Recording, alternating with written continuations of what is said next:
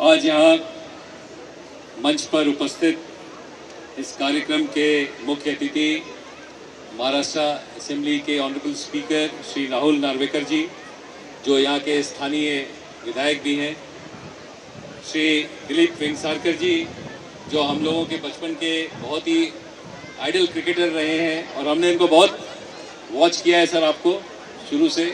I was a great fan of yours and we are privilege to have you here on the stage. Shri Boney Kapoor ji, जिनकी पिक्चरों के माध्यम से जो संदेश आज हम देना चाह रहे हैं, इन्होंने अपने पिक्चरों के माध्यम से सर आपकी जितनी भी पिक्चरें हैं हम लोग बहुत कीनली देखते हैं और हमारा सीआईएसएफ परिवार तो ऐसे भी बड़ा आपकी मूवीज़ का हमेशा से बहुत ही फैन रहा है।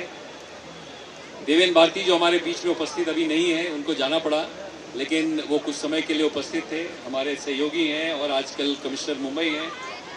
Shri Ayush Mhatre, who is the captain of under-19 Indian cricket team and who recently won the World Cup trophy. He is here with us on the stage. We welcome you, Ayush. It's great to see you here on the stage with one of the icons of the cricket world.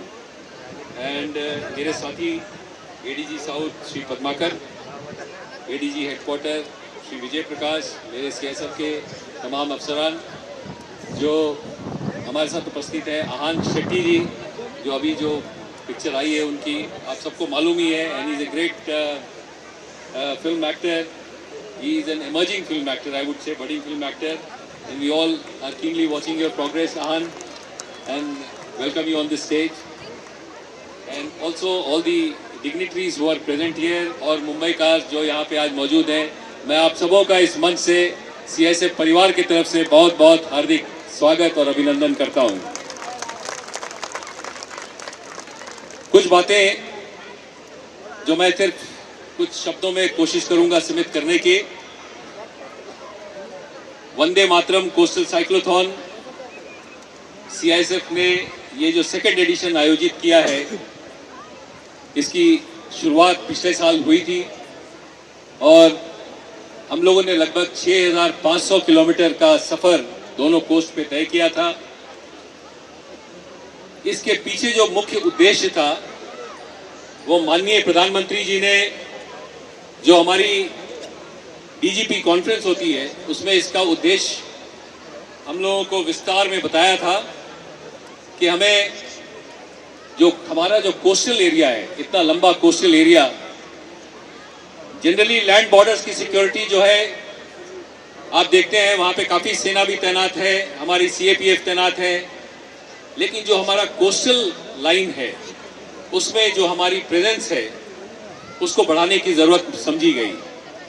वहाँ पे एक institutional तरीके से coastal security को लेकर के एक चुनौती हमारे सामने रखी गई और इसी के तहत हम लोगों ने ये निर्णय लिया कि सीआईएसएफ एक कोस्टल साइक्लोथॉन ऑर्गेनाइज करेगी, क्योंकि सीआईएसएफ की प्रेजेंस लगभग 47 यूनिट्स हमारी जो है वो कोस्टल एरिया में है और सभी सीएपीएफ में सबसे ज़्यादा प्रेजेंस कोस्टल एरिया में आज की डेट में सीआईएसएफ की है। तो सीआईएसएफ को ये चुनौती दी गई कि आप कोस्ट लाइन को कवर करें, गाँव में जा करके उनकी समस्याओं को समझें, कोस्टल एरिया में सिक्योरिटी से संबंधित जो चुनौती है, और मुंबई ऑलरेडी एक बार इसका शिकार बन चुकी है। जब 2008-9 की जो घटना है, अगर आप सबको याद हो, तो ये समुद्र के रास्ते से टेररिस्ट आए थे और इसी जगह पे जहां आज हम खड़े हैं, यहीं से उस अटैक की शुरुआत हुई थी। और ये घटना एक एक मुंबईकार के और एक एक भारतीय के दिल में आज भी बहुत ताज़ा है। तो इसको समझते हुए, इसको ध्यान में रखते हुए प्रधानमंत्री जी ने ये निर्णय लिया, हमारे माननीय गृह मंत्री श्री अमित शाह जी ने कहा और एक चुनौती सीआईएसएफ को दी कि आप सभी कोस्ट लाइन को कवर करके और उनके एरिया में जा करके वहाँ की जो हमारी सुरक्षा संबंधी चुनौतियाँ हैं उसको समझें।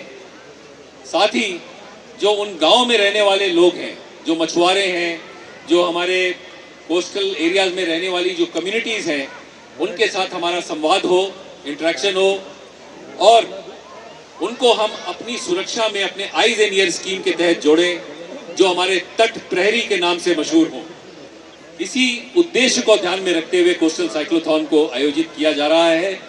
ये इसका दूसरा एडिशन है और मुझे बताते हुए बहुत खुशी हो रही है कि हमने लखपत फोर्ट गुजरात से आज मुंबई का लगभग 2035 किलोमीटर का सफर पूरा कर लिया है और 1300 किलोमीटर और हम वेस्टर्न कोस्ट पे सफर करेंगे। हमारी ये जो टीम आपके सामने बैठी है ये लगभग आधे से थोड़ा सा ज्यादा डिस्टेंस कवर कर चुकी है वेस्ट कोस्ट में।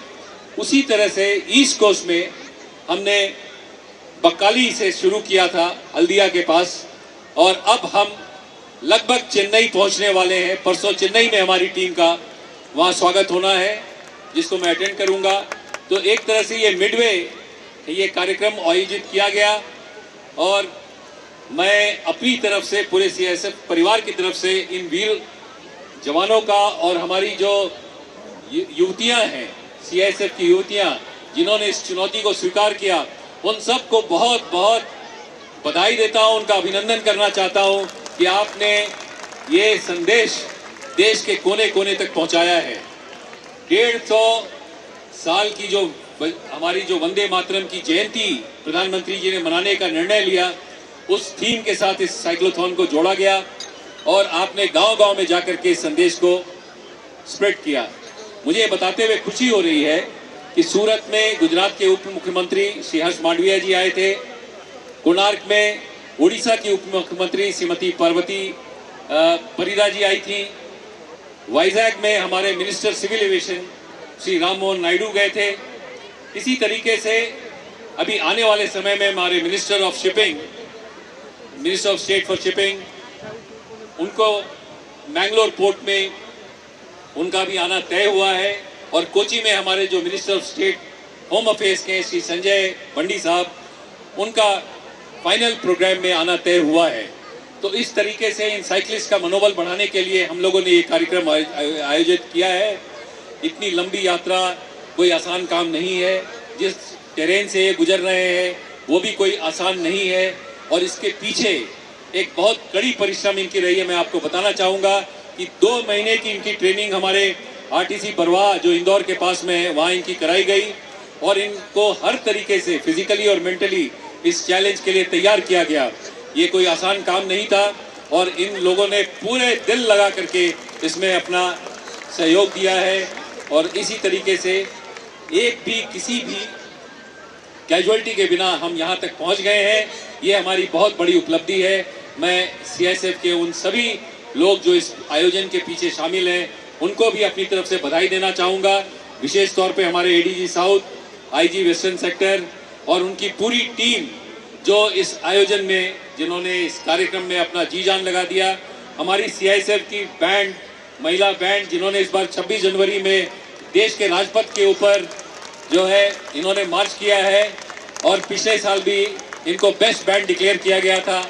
ये अकेली महिला पुलिस बैंड है पूरे सीएपीएफ में जो राजपथ को पे जो 26 जनवरी का कार्यक्रम होता है प्रधानमंत्री जी का उसमें ये शामिल होती हैं। ये वीरांगनाएं आज आपके यहाँ पे भी मौजूद हैं और इन लड़कियों ने लड़कों के साथ कदम मिला करके इस बार मार्च किया है। इसके लिए ये लोग बधाई के पात्र हैं। मैं इनके लिए भी बहुत बहुत इनको बधाई देता हूँ। मैं आप मुंबई की जनता को भी बहुत धन्यवाद देता हूँ सीआईएसएफ की तरफ से जो आप लोगों ने इतने बड़े नंबर में आकर के इस कार्यक्रम में हमारे लोगों का मनोबल बढ़ाया है। सबसे बड़ी जीत आप लोगों की है। ये जो वंदे मातरम है ये आप ही लोगों का नारा है और ये आप ही के माध्यम से इसको आगे बढ़ाना है। हमें अपने हर व्यक्ति के अंदर में इस राष्ट्र भावना को जगाना है। यही प्रधानमंत्री जी का निर्णय है, यही हमारे माननीय गृह मंत्री जी का निश्चय है और अभी जैसा माननीय स्पीकर साहब ने कहा कि ये कोई छोटी मोटी चीज़ नहीं है। ये एक तरह से आप समझ लें कि एक नई धारा का प्रवाह हुआ है और 150 साल बाद जब हम इसकी कमेमोरेशन जयंती मना रहे हैं वही भावना उसी तरह का राष्ट्र उद्देश्य हमने अपने सामने में रखा है और इसमें जन सहयोग के बिना ये काम पूरा नहीं हो सकता। इसीलिए मैं आप लोगों का फिर से एक बार पुनः आभारी हूँ, धन्यवाद देता हूँ और सभी को तहे दिल से मैं अपनी शुक्रिया अदा करना चाहता हूँ समस्त सीआईएसएफ परिवार की तरफ से, मुंबई पुलिस का जिन्होंने यहाँ इस प्रोग्राम को ऑर्गेनाइज करने में हमें सहयोग दिया, महाराष्ट्र पुलिस का जो जगह जगह पे हमारे साथ है, और इसी तरह से अन्य राज्य की पुलिस भी जो हर जगह हमें अपना सहयोग दे रही है। राज्य के जो प्रशासनिक अधिकारी हैं जिन्होंने अपना पूरा सहयोग दिया है, और हमारी मीडिया टीम जो एक बड़ी मात्रा में आज यहाँ पे उपलब्ध है, और दूरदर्शन जो हमारी मीडिया पार्टनर है जिन्होंने इस पूरे प्रोग्राम को लाइव कवर किया है। आज का भी प्रोग्राम सर ये लाइव दूरदर्शन पे कवर हो रहा है और ये सभी देश में प्रचारित किया जाएगा। तो मैं इसके लिए हमारी जो मीडिया टीम आई है यहाँ बड़ी मात्रा में, उनको भी मैं धन्यवाद देता हूँ और आप ही के माध्यम से संदेश को देश देश के कोने में ले जाना चाहता हूँ।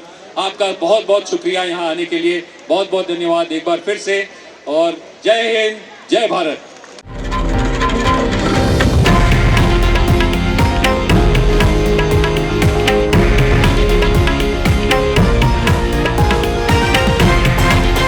हे आहे देशातील नंबर 1 न्यूज नेटवर्क आणि आपण पाहत आहात TV9 मराठी, एकमेव।